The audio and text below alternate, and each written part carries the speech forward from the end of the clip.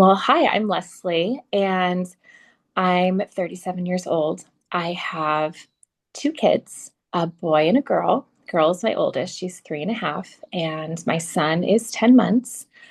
I live in Southern California with my husband, and we live in a wonderful little beach town called San Clemente. Um, so my story is pretty unique. It began exactly a year ago this month. I will be coming up on a 1 year sort of anniversary. And I was 34 weeks pregnant with a completely normal pregnancy. And I just so happened I was in my kitchen and I felt a lump on my breast. And I didn't even think anything of it at the time, to be honest with you. I thought maybe it could be a clogged milk duct. I was in my third trimester and, milk was starting to develop. Um, I sort of wrote it off initially. Um, to back up a little bit, I'm going to give you a little bit of a background of sort of my lifestyle because this does play a huge role in my story. I began my wellness journey about 5 years ago. I was struggling with some issues that anxiety, and I just really had a passion for leading a healthy lifestyle and sort of doing what we could in this crazy world full of all sorts of toxins and disease, and doing what I could to sort of keep my body healthy, prepare for, keeping my family healthy. At this time, we hadn't had any children, but it was on my mind. So I've always been very health driven. I actually fell in love with essential oils, like initially. And that's sort of where I decided, wow, like I don't need to take Xanax for this anxiety. I can do other things. And so I really started diving into the holistic and natural world. I hadn't taken an over the counter medication in 5 years. And I was using plants and herbs and nutrition, food for medicine, basically. Um, I went to school for psychology, but I knew it wasn't something that I wanted to do. I ended up continuing my education after receiving my bachelor's in psychology and got a certificate in nutrition. I was going to go down that route. Life happened, ended up getting married and pregnant, never really went into the dietitian field, but I still just kind of became a hobby, I guess.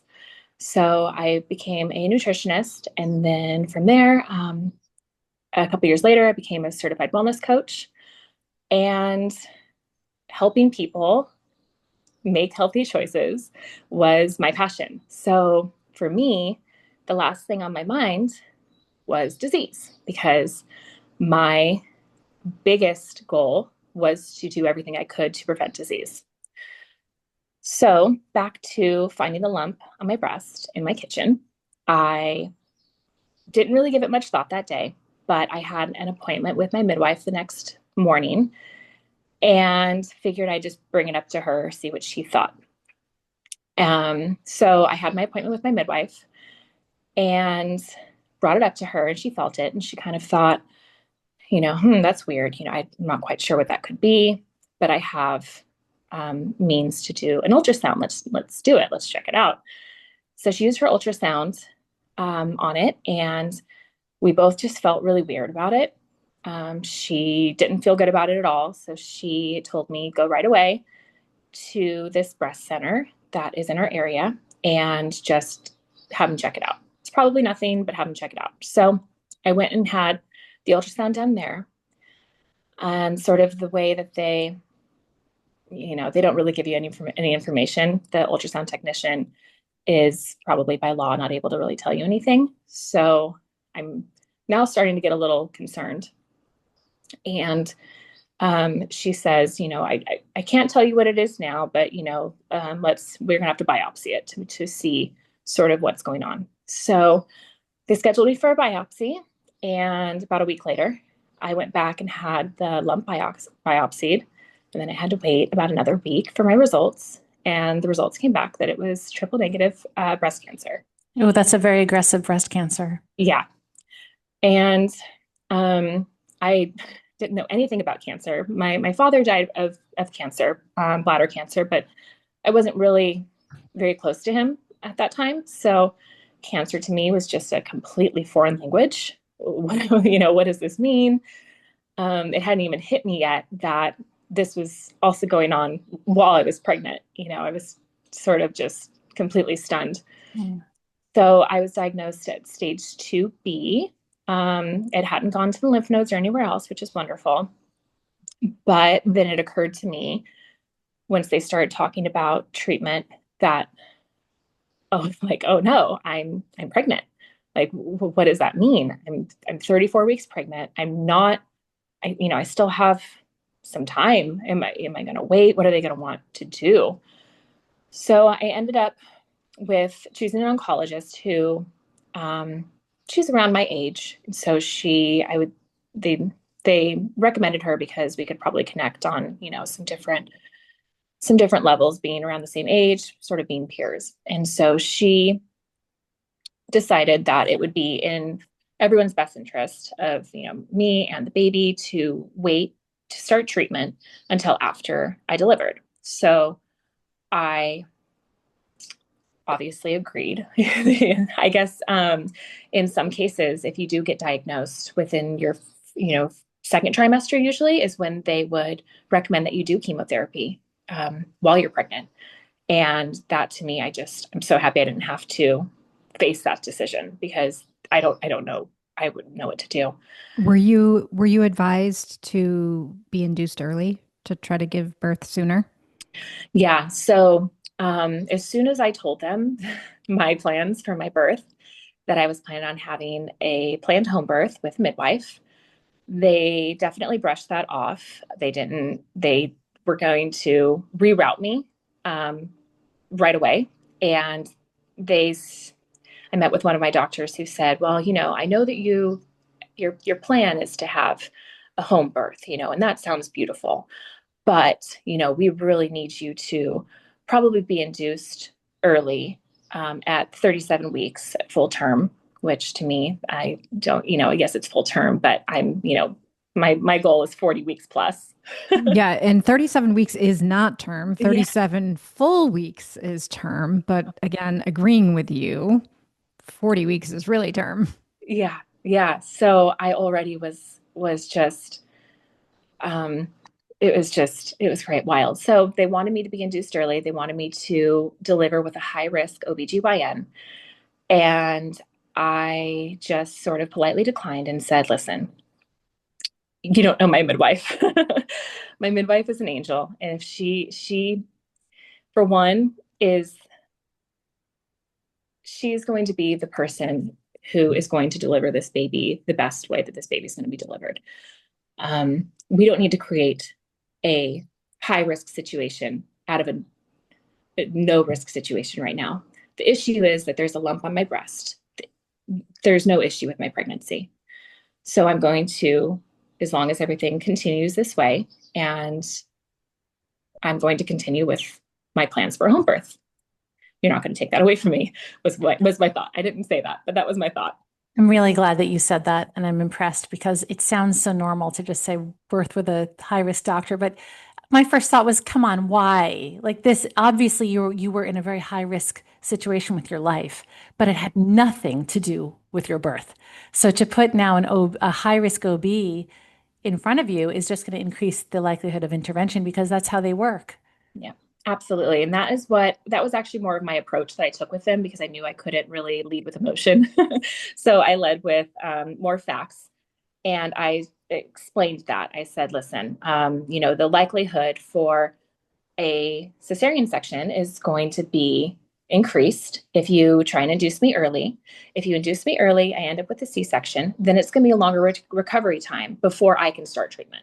So I think that our goal here is for me to have a vaginal birth and have a shorter recovery time so that I could start treatment sooner. That was So a very intelligent thing to do. I mean, not every woman would think that way and be proactive enough to do that. And you are so right. And I'm sure that the oncologist was a little taken back by that. Like, oh, wait, you're right. What if we can't start treatment for 2 more weeks because of how you birthed? Right. She was very taken back. And I think that I sort of gained a little bit more, I don't want to say respect because they were very respectful, but a little bit more like rapport with them after that. So they've listened to me a little bit more when I, um, present different options. So with that, so after that, the plan was in place. I'll start chemotherapy, which is the standard protocol for the type of cancer that I was diagnosed with, is chemotherapy, surgery, whether it be a lumpectomy or mastectomy, and then followed by radiation. Um, Coming from my background of being, as I mentioned, I hadn't even taken an over the counter medication in 5 years. The thought of chemotherapy just crushed me. It just crushed me. But I didn't see another way. It was highly aggressive. It's about as aggressive as it can get. It already was growing just in the few weeks that I was making these decisions. And I needed to do what was going to be best for keeping me around for my kids, my family. So made the hardest decision of doing chemotherapy, and or at least rather agreeing to that. So as I sat around and waited, which was the hardest part, not knowing really what's going on in your body, waiting for delivery and then starting treatment, I just read all the books that I could read. I just wanted to be an expert on my decisions. I can't imagine how hard it must have been for you in those approaching 40 weeks, waiting every day. It's hard enough for a mom who's just waiting to give birth. Like, end of pregnancy is hard. You just are like, is that happening tomorrow? Please, let's have this baby. It's hard to be patient. But in your mind, waiting every single day and wondering, is my cancer growing? One more day, 2 more days, 3 more days, a week. What is that? What is that going to do to me overall? That must have been so challenging. It was How did you manage that? It was so hard. I don't know how I managed it because it was so hard. I mean, the emotions you already feel just being pregnant and in those last few weeks, just wondering how your birth is going to go. Is baby going to be healthy? Am I going to run into any hiccups? Is everything going to be okay? That is enough stress for anyone. Um, and then I had all this on top of it. So just I just had to take it one step at a time, one day at a time, and really put my trust and faith in God that this was happening during this time for a reason and that everything was going to be okay. So my faith has been first and foremost in what has kept me going this entire journey. So I had a plan in place for treatment. I had my amazing midwife just by my side the entire time with her community of people. She told me, so the other heartbreaking part about this was that I was not going to be able to breastfeed. So my oncologist said that, I'm like, well, can I breastfeed until I start treatment, at least for like the month until I start treatment? And she said she highly advised, do not breastfeed at all, like not even once. You don't want your milk to come in and to get its own blood supply. It would just increase the vascularity of the tumor, is what they were saying. I So, think so. so Yeah. she was recommending not even before starting treatment, no colostrum, no, just immediately trying to shut down the pathway to milk production. Yeah. Which I later found out my midwife said, your milk is going to come in regardless. Right. Right. Right. So, Yeah, I want to hear more about that. yeah. Okay. So I guess I will fast forward a little bit until when I went into labor and kind of switch gears and talk about that happy, that happy part, because that really just was such a gift. With my first, I went to 42 weeks, 42 and 0 days. So I was a little nervous now I hope that, he doesn't decide to come at 42 weeks. Time is really of the essence right now. And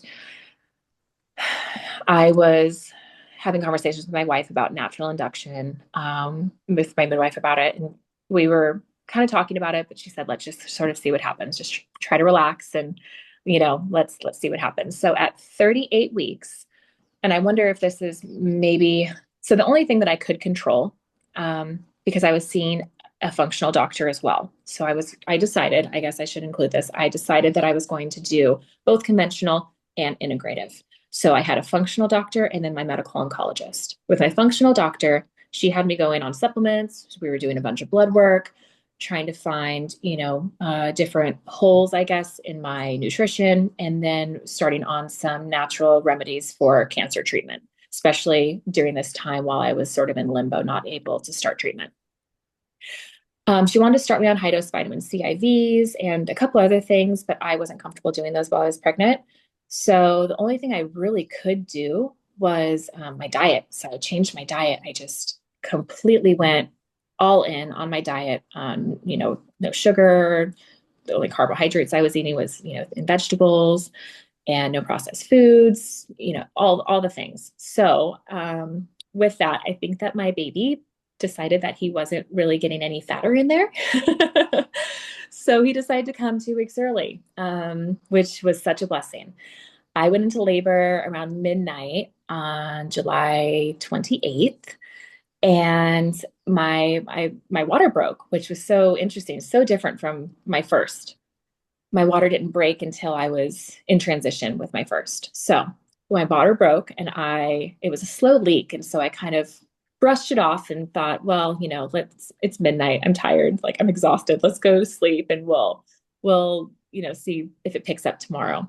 I ended up having mild contractions throughout the night, which I was able to just breathe through. I just laid in bed and breathed through them and really, really harvested the knowledge of my hypnobirthing experience that I learned with my first, but didn't utilize it. So this time I was determined to do it. And I was breathing through all my contractions super well. I decided to text my midwife just to let her know that what was going on. I texted my doula as well. And I said, I'm able to talk through all this. And I don't think that it's, I think we have time. About 30 minutes later, she goes, I said, should we get the tub ready? And she goes, why don't you get in the shower? But you probably have time. Your husband can get the pool ready. That's probably a good idea. So I got in the shower and was really breathing through the contractions. And it was just the best experience ever. It puts such a smile on my face because it was just so rad how, I guess, allowing the contractions, working with them instead of trying to work against them like I did with my first. So from the time my water broke at midnight to the time that I had my baby was about 4.5 hours. It's a good thing I had a home birth, a planned home birth. I mean, I wouldn't have made it to the hospital. So my Did midwife you ever showed make up. it in the tub? No. Yeah, So I that's figured. definitely an ongoing joke. My poor husband, is running around like a crazy person. My three-year-old wakes up at the time. So it's like 3:30, 4 o'clock in the morning. She wakes up. He puts on a movie for her. We're all in the living room. He's trying to figure out this tub. I'm on my birthing ball near the front door, and I'm like, fill up the tub. And he's like, I'm trying. And so my doula showed up first. I think I was in such a different state, but I think my doula showed up first, and then my midwife shortly after with her team. And I think I pushed twice while they were getting set up and just gave her a little heads up, like he's coming right now.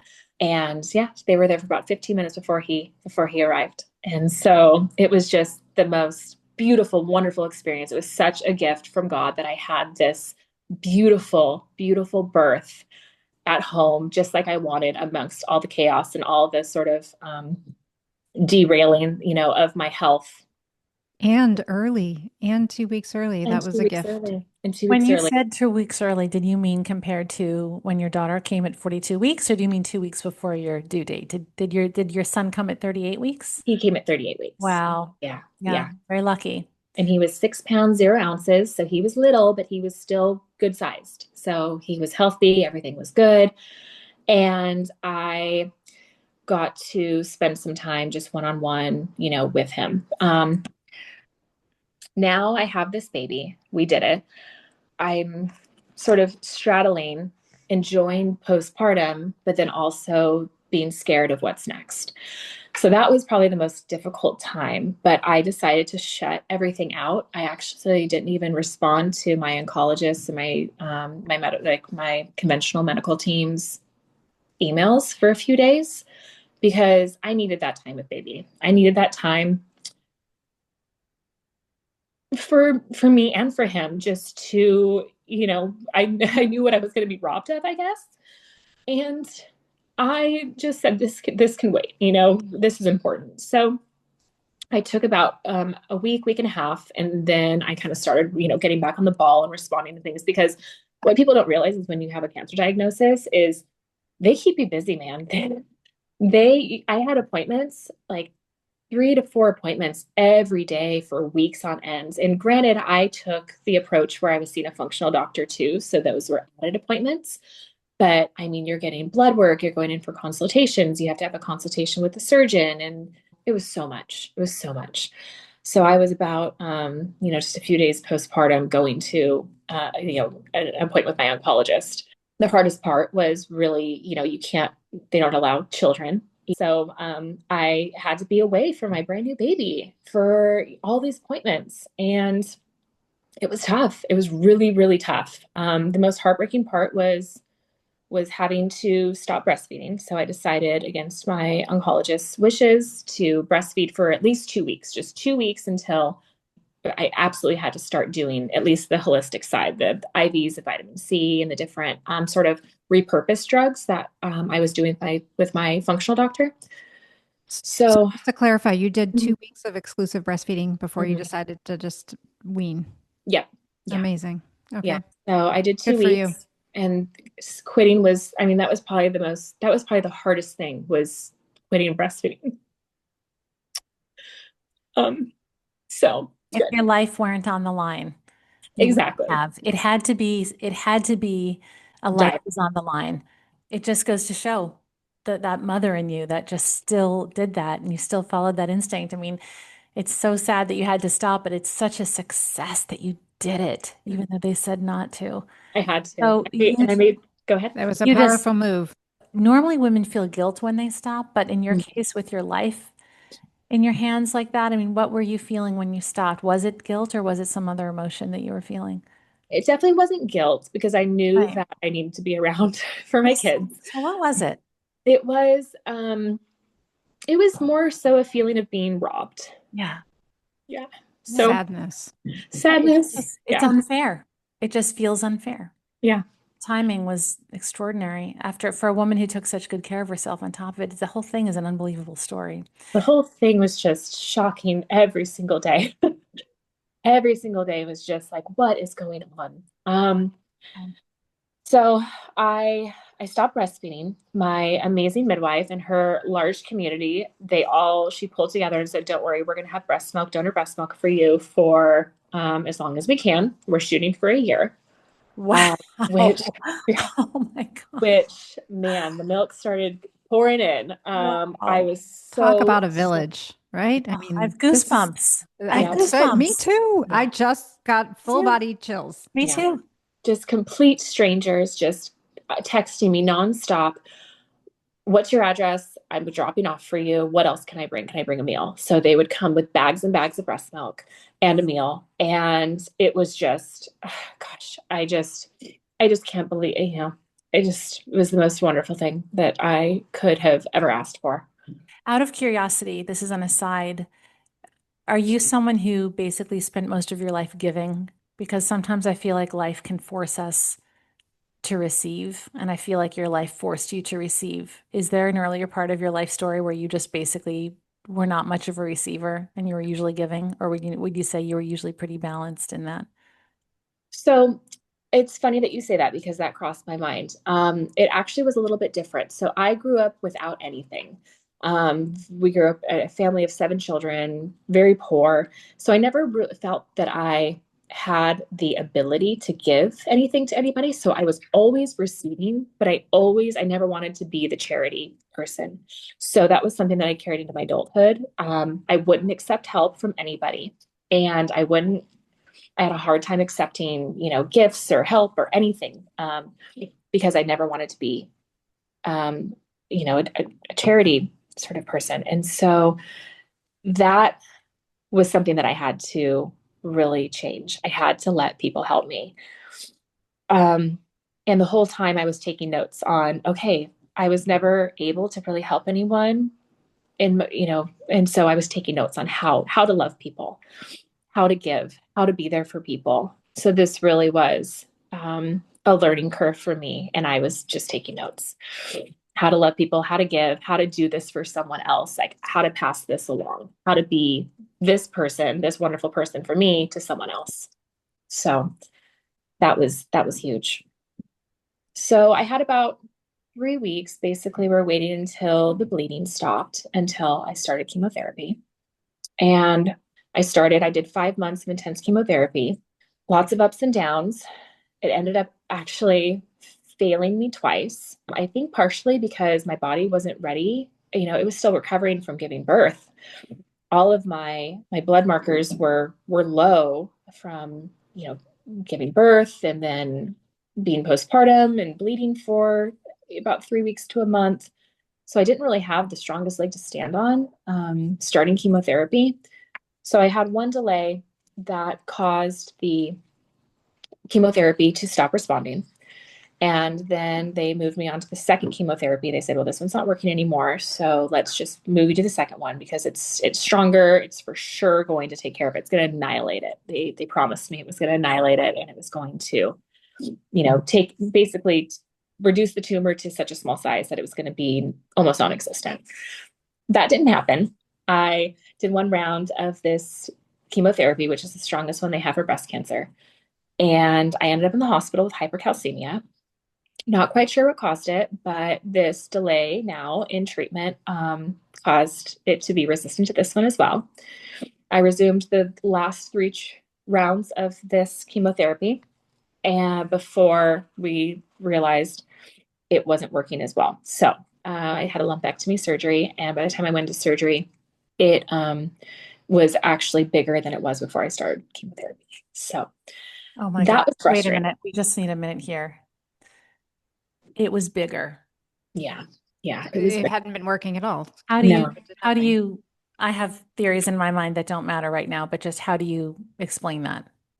Because chemo is toxic. Yeah.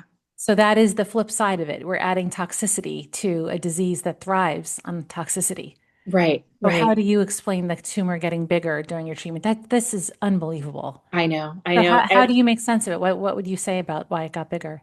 I think because of its aggressiveness, the delay in treatment that I had due to the medical issues, my blood work being too low and being hospitalized, I think that it just sort of it became resistant to it. It was stronger than it. It gave it a head start again, and it started. Yeah, just it couldn't. I couldn't get back on track and get ahead of it again. We have to just realize this just happened in your life. Your son is only 10 months old. Yeah, So yeah. at what point was this that they said the tumor is bigger now? How old was he now? Like 2 months or something? So I had started the beginning of September. I started chemotherapy. So about 2 months later, yeah, Okay. about 2 months later was the first delay, and I was scared. What's going to happen if chemotherapy? That chemotherapy was kind of my last resort, sort of, which is why I did it. I didn't think that going full natural route was going to be enough for how aggressive my cancer was. So that's kind of why I made the decision to do both. Meanwhile, I'm doing a ton of other treatments with my functional doctor, which were really helping until I had that delay. It was shrinking. It was working. Everything I was doing was going great. They didn't want me to do all the integrative stuff that I was doing. When I say they, I mean my conventional doctors. I never do. Yeah, but it was working, so I wasn't going to stop. No. What were you doing What other than vitamin C? Like what were so you I doing? was Mistletoe? I was doing so I had a test done that they sent to Greece, and it basically is able to tell you what cancer cells, what they're most susceptible to, what they respond to the best in terms of natural treatments and conventional treatments. So it had on there the chemotherapy agents that were going to be the best for treating my cancer, and as well as natural agents like mistletoe was on there, but mine actually didn't show a good response to that. Mine was showing a great response to frankincense. So I was Yep. like taking frankincense internally, basically drinking it.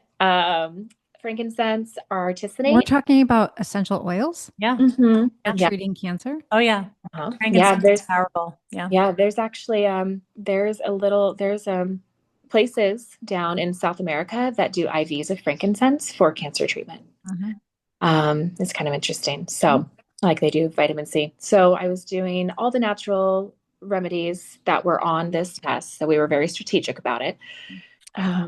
So, I had surgery. The surgery was successful. Thank goodness. I had clear margins. The lymph nodes were benign, which I forgot to mention during all this. While I was waiting to start treatment after delivering my baby, they suspected that the lymph nodes were in fact involved. Leslie, did your tumor have to be of a certain size before you could do surgery, or was it more about being a certain amount of time postpartum, post weaning before you could do surgery? So that was something, they wanted to shrink it. They wanted to shrink it as much as they can so that there was minimal tissue taken out at time of surgery. If I could go back in time, I would have said, just remove it. I mean, Yeah, I so really question that protocol a yeah, lot. Is I it do just too. to squeeze in rounds of chemo first? I mean, Right, obviously remove it. I right. don't understand the holdup. Now, the only way that I would temper what I'm saying is if you had taken out the lump right away, would they have still recommended the same amount of chemo? Good question. She did say that that's what they used to do years ago, and then the way that she described it was that it didn't end up going so well, is what they were saying. Doesn't go so well. What does that mean? Right. So I Well, don't. maybe. So the clear margins, what were you saying about Mhm. what happened? They got clear margins. That's Clear great. margins. Yeah, Does that call a person cancer free? that was my question too. I said, when are you going to tell me I'm cancer free? So they do say, I think that they sort of recognize that you're NED, which is no evidence of disease. But when they took out the tumor, it was still an active tumor. So typically, when the chemotherapy works the way they want to, it kills all the cancer cells inside. So you just remove sort of dead cells and dead tissue. Mine was still active. So they didn't give me any, relieving title or anything, unfortunately. So then they wanted me to start radiation right away. And I actually declined. So at that point, I said, I have circulating tumor cells in my body. I don't know why we're focusing on the chance that there might be one or two left after surgery, even though I got clear margins and clear pathways. Why are we focusing just on the breast? Why not focus on the body? And at this point, I sort of just wised up and decided that that's enough. Enough is enough. Enough toxins, enough side effects, enough this. I've had enough. I put all of my trust in the Lord and decided to do all natural from here on out. And all my numbers have come down. They're all in normal ranges now. I am showing no signs of active cancer. We continually test for circulating tumor cells every 6 weeks or so. And so far, everything's come back negative. I am focusing on root causes because the type of cancer that I was diagnosed with is not hormone driven, and I have no genetic, nothing in my family history. I mentioned my father died of bladder cancer, but that's not related. So everything is environmental. And I had some from my research I did while I was waiting around in my third trimester to have my baby. All the research that I did sort of led me to these possible root causes. Can you clarify that this had nothing to do with pregnancy? It wasn't driven by the pregnancy because it is typical in pregnancy if you find a cancer that it's usually aggressive because of the pregnancy. Mm-hmm. But you said it wasn't influenced by the hormones, or was there still some component of the pregnancy just because of blood flow? I think because of your immune system is compromised, that might have had something to do with it. That's the only thing that I can think of because otherwise hormones wasn't a factor. I did sort of have some possible progesterone Like it's kind of, my understanding of it is a little, I don't quite understand it, even though it's not hormone driven. There was a part of it that was progesterone possibly driven, but then I don't really have a further explanation for that. So I think it was immune system being compromised. So the first thing that we addressed was parasites. There's a huge connection with parasites and cancer. It all sort of goes back to leaky gut, and I'm definitely not equipped to explain all this, but our gut here has not it's not doing the same job that it used to, where when parasites enter your digestive system, the acid in your stomach will kill those parasites. So a lot of people are ending up with parasite problems. And here in the United States, we don't do parasite cleanses on the regular. So that was something that I did a lot of research on, and we started parasite cleansing. The second sort of root cause that we are addressing are my root canals. So root canals, there's a huge connection with infected root canals and especially breast cancer. There are meridians in your body that go down from your jaw into different areas of your body. And I'm actually having my root canal removed and doing an extraction today, this afternoon. I said, get it out right away. The biological dentist that I am seeing said that this most likely is a huge contributor to your cancer. So you're taking out a tooth instead. Okay. Yeah, removing a root canal. I'm doing that today. Another thing, so we're also doing heavy metal testing. I had some metal. I still have metal that he found in my mouth that the conventional dentist said was all gone. They removed the metal fillings and a metal crown that I had. And he said, no, you still have mercury in your mouth. So as long as it's still going to, you're still going to be testing positive for heavy metals until we get this taken care of. Wow. So it's just been one thing after another, but at least I'm at the point where I am healing physically from this. I'm getting my strength back. My blood work's looking good, and I'm addressing root causes. Leslie, why is it so important to you to share your story? You're still in the thick of it. It's one thing when we have a hard life experience and we look back and we talk about it, but you're in the thick of it and you're already compelled. So what compels you to tell your story?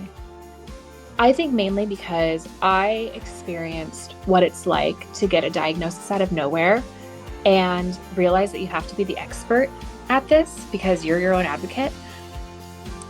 I want everyone to know that follow your gut. If something feels wrong, then you need to explore it more. Do all the research you can, read all the books.